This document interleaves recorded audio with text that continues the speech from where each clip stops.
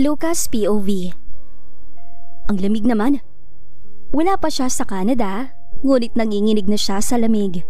Napahalukip-kip siya at napabaluktot dahil parang nagyayelo ang paligid niya. Pakiramdam niya, nasa North Pole siya noong mga oras na yon. Ba't ka ba siksik ng siksik? Mahinang pagrereklamo ng dalagang katabi niya. Dahil sa lamig, kaya lang naman siya napapasiksik dito. Hindi man lang kasi siya pinabaunan ng jacket ng kanyang mama. Malamig sorry na. Aniya sabay upo ng maayos. Iniyakap na lang niya ng mas mahigpit ang kumot na nakabalot sa katawan niya. He just closed his eyes. Di nagtagal ay nakatulugan na rin niya ang sobrang lamig. Pagising niya, saktong papalapag na sa airport ng Vancouver ang eroplano. Teka, magsi-CR lang ako. Paalam ni Lucas nang palabas na sila mula sa terminal. 3 minuto siyang nagtagal sa loob ng men's room. Magaan na ang pakiramdam niya paglabas niya, kaya't nakapaglakad na rin siya ng maayos, pabalik sa lugar kung saan niya iniwan sina Althea. Pangiti-ngiti na rin siya ng mga sandaling yon dahil finally, masasolo na niya ang babaeng mahal niya at ang kanyang anak. Hindi niya alam kung anong mangyayari sa kanila sa Vancouver, but he's hoping for the best. Timing na lang ang kailangan niya upang sabihin sa dalaga ang dapat nitong malaman. Malapit na siya sa mag-ina nang makita niya ang mabilis na paglapit ng isang lalaki kay Althea at walang ano-ano'y yumakap ang estranghero sa dalaga. Nabigla yata ang dalaga kaya hindi ito nakapagprotesta agad. But after a couple of seconds, nagpumiglas ito sa mga bisig na kumulong dito. Ngunit nagmatigas ang estranghero. Hindi na ito pinakawalan si Althea. Kaya naman, hindi na nagpatumpik-tumpik pa si Lucas. He approached them quickly, grabbed the strange man's arm, then he punched that strange face. Kasabay ng pagsigaw ni Althea, sa lakas ng pagkakasuntok niya rito ay napaupo ito sa sahig. Okay ka lang? Hinarap niya si Althea na nooy nakatulala sa pagkabigla. Nakatingin ito na may pag-aalala sa lalaking nasa sahig. Kung hindi siya nagkakamali ng interpretasyon, bakit mo siya sinuntok? Tanong ng dalaga nang siguro ito ay mahimasmasan mula sa pagkabigla.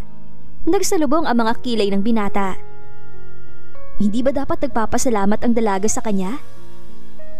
Niyakap to basta ng lalaking yun. Ang malala pa ay nilapitan pa nito ang lalaking yun at tinulungan tumayo. I'm sorry, are you okay? Concerned nitong tanong. Hindi makapaniwala si Lucas na nasaksihan. Kumusta ang pride niya? Ipinagtanggol niya ang dalaga, ngunit lumalabas na parang siya pang masama. Muli siyang lumapit sa mga ito at hinablot ang kamay ni Althea na nakahawak sa braso ng lalaking iyon. Nagulat na naman ang dalaga. Binastos ka na nga niya, tinulungan mo pa? Ikaw pa nagsasorry? Dismayadong paninermo niya rito. Niyakap lang niya ako, Lucas, hindi pa mabastos yon. Ano?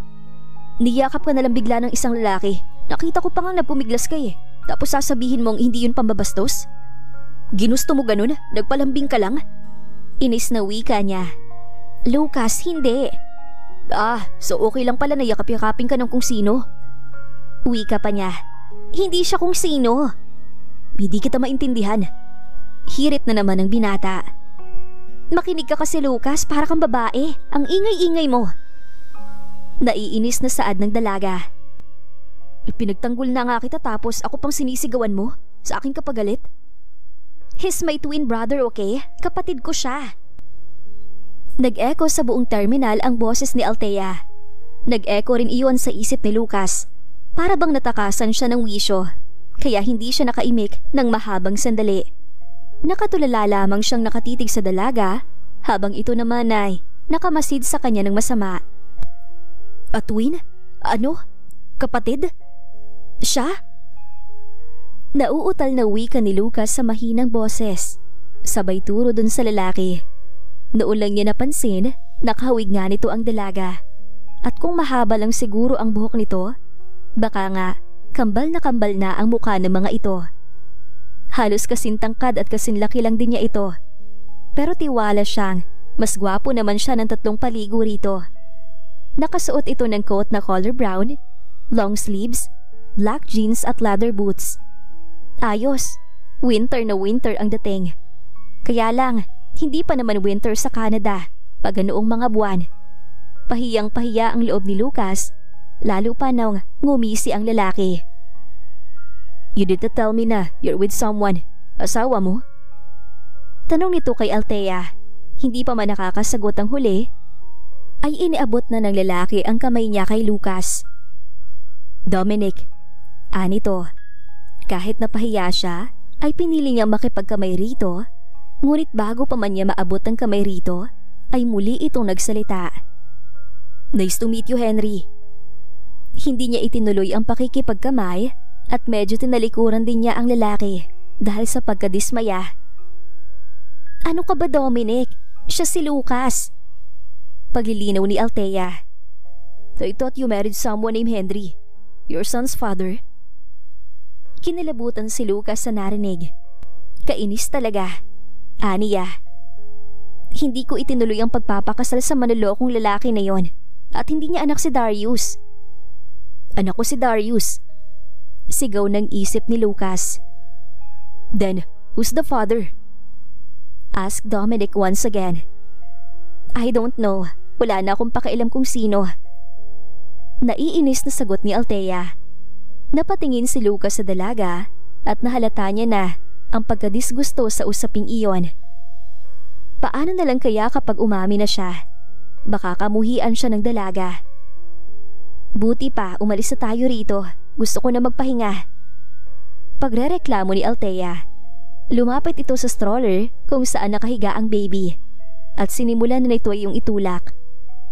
Sumunod naman sa paglakad ang nakangising kapatid nito habang siya ang natirang humila sa 2 luggage bags. Sa isang subdivision sa Castlemore Town sila pumasok at pumarada ang van na sinakyan nila sa tapat ng isang malaking bahay. Marahil ay bahay iyon ni Dominic. "Hindi mo sinabi may kakambal ka. Napahiya tuloy ako." Pag-amin ni Lucas nung sila nalang tatlo ni na Althea at Darius ang nasa loob ng isang kwarto. Nakahiga na noong mga sandaling iyon ang dalaga sa kama, katabi ang hindi mapakaling anak nila. Umupo naman siya sa paanan ng kama. "Sorry," tinatamad nitong sagot. Matagal na kasing tinalikuran ni Dominic ang pagiging Ramirez niya, kaya wala na bumabangit sa kanya sa Pilipinas. Hindi alam ni na Daddy na nandito siya sa Canada at gumagawa ng sarili niyang pangalan. Dito, kilala siya bilang si Dominic Delgado, gamit niyang apelido ng mama namin. Alam mo ba na katatapos lang niya mag-aral ng 2-year course in business, pero isa na siyang multi-million businessman? Yung share niya sa manang iniwan sa amin ni mama ay pinang-invest niya ng sarili niyang negosyo. "Eh di good for him," aniya sa isip, pero hindi na siya nagkomento pa. Pagkatapos ng humigit kumulang 10 minuto ay napatulog ng muli ni Althea si Darius. Tumayo ang dalaga at nilagyan niya ng mga kumot ang magkabilang gilid ng bata bilang harang kung sakaling maglikot ito habang natutulog. Pinanood ni Lucas ang bawat galaw nito mula sa paghahanap nito ng mga damit sa maleta, paghila nito ng tuwalya mula sa cabinet, at pagpasok nito sa banyo. He waited for her because once she's done, sasabihin na niya ang dapat niyang sabihin. But waiting for her to get out of the bathroom seemed like forever. Hindi na siya makapaghintay. Nilak niya muna ng pinto bago siya nagtanggal ng sapatos. Hinalikan niya ang noo ni Darius, sa kanya pinasok ang bathroom habang naroon pa ang dalaga. Hindi iyon nakalak. "Lucas, naliligo pa ako," bulyaw ng dalaga. Natakpan pa nito ang katawan nito. Bumubuhos ang shower sa katawan nito, dahilan para mag-init ang binata. "May sasabihin sana ako, Althea, pero mamaya na lang," aniya. Sa halip na lumabas, ay unti-unti siyang naglakad palapit sa dalaga. Ini-off naman ito ang shower, at nang nasa mga kamay na niya ito, hindi na niya pinakawalan ang pagkakataong halikan ang mga labi ng dalaga na agad namang tinugo ni Althea. Kapwa nila sinulit ang mga araw na hindi sila magkasama. "Pwede bang mahiram si Darius, Althea? Ipapasyal namin siya ni Faith." Tumalim ang mga mata ni Lucas na makita sa labas ng kwarto ang kambal ni Althea na si Dominic. Ang aga nitong kumatok, naistorbo tuloy ang moment nila ni Althea at Darius sa kwarto. Maganda na sana ang gising niya.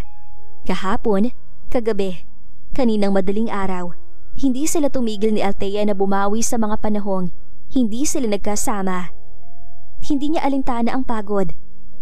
Maganda na sana ng gising niya kung di lang niya nakita ang pagmumukha ni Dominic. Hindi.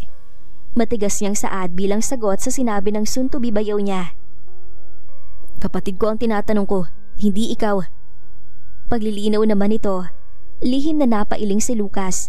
Hindi niya gusto ang kakambal ni Althea. Mukhang hindi niya ito makakasundo dahil unang-una, pinagkamalan siya nitong si Henry. Pangalawa, nayayabangan siya sa dating nito. Sana lang ay hindi insecurity lang ang nararamdaman niya. Please, huwag kayong mag-away. Pakiusap ni Althea. If you really want to babysit Darius today, you can. Wag na wag mo lang siyang ipapahawak sa girlfriend mo. Matarin itong pagpapaalala. Napansin ni Lucas na mukhang hindi close si Althea sa girlfriend ni Dominic, samantalang dati nang magkakilala ang mga ito.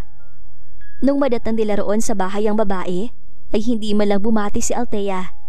Siguro ay nag-away ang mga ito noon. Or whatever. Baka ayaw lang siguro nito kay Faith.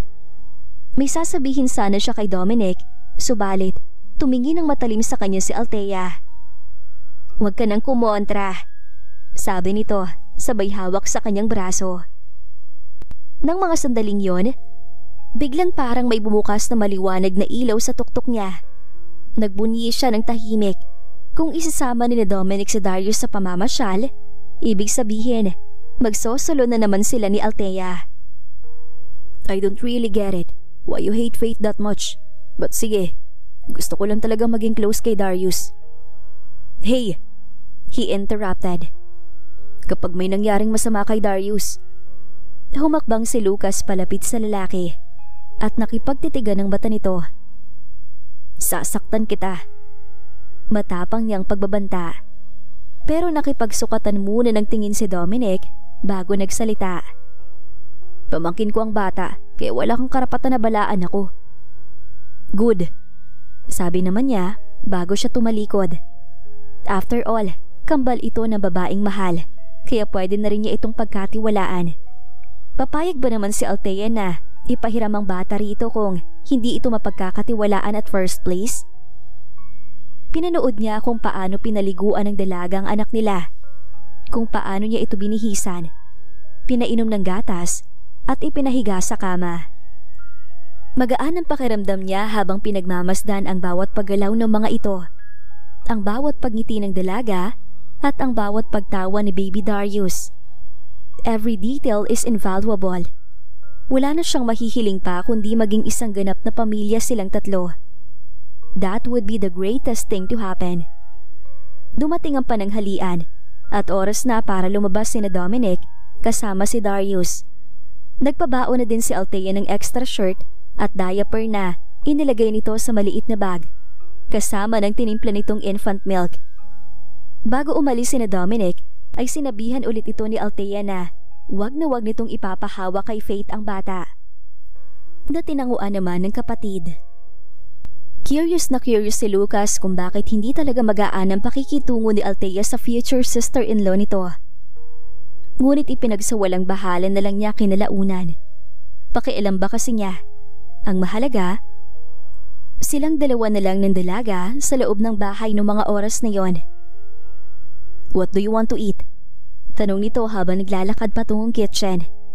She's wearing a big shirt and maong shorts, and her hair is a slight mess, but he found it so beautiful. Hindi pala ayos. Hindi katulad ng girlfriend ni Dominic na kahit nasa loob ng bahay lang ay naka-lipstick pa. Pero si Althea, kahit ano pang suot nito o estilo ng buhok nito, at kahit walang kulay ang mukha nito, ay maganda pa rin, even without lipstick. Iyo. Absent-minded na sagot ni Lucas. Natigilan naman ang dalaga. Masyado kasi siyang nadala sa itsura nito, kaya iyon ang lumabas sa bibig niya. But when he realized it, gumiti siya para hindi nito masamain ang kanyang sinabi. Can't get enough of me?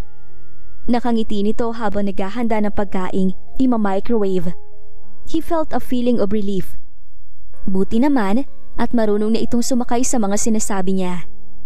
Umiling siya, ngunit tumango rin nang may malapad ng ngiti sa labi.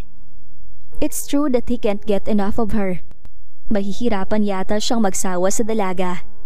Tumawa ito. Umupo naman siya sa isang wooden chair at pinanood ito sa pag-ikot-ikot sa kusina. Di nagtagal, lumapit na ito sa kanya at walang sabi-sabing umupo sa kanyang tabi. Yumakap ang isa nitong kamay sa likod niya. "Don't you miss something like this?" she asked, which made him curious. "Siguro, ganito kayo ng ex mo noon. Of course, you shared thousands of sweet moments together." She sounded so jealous. "Kayo rin naman, Henry." Ganti niya. Sinasadya niyang idikit ang mukha niya sa pisngi ng dalaga habang pasimpleng ina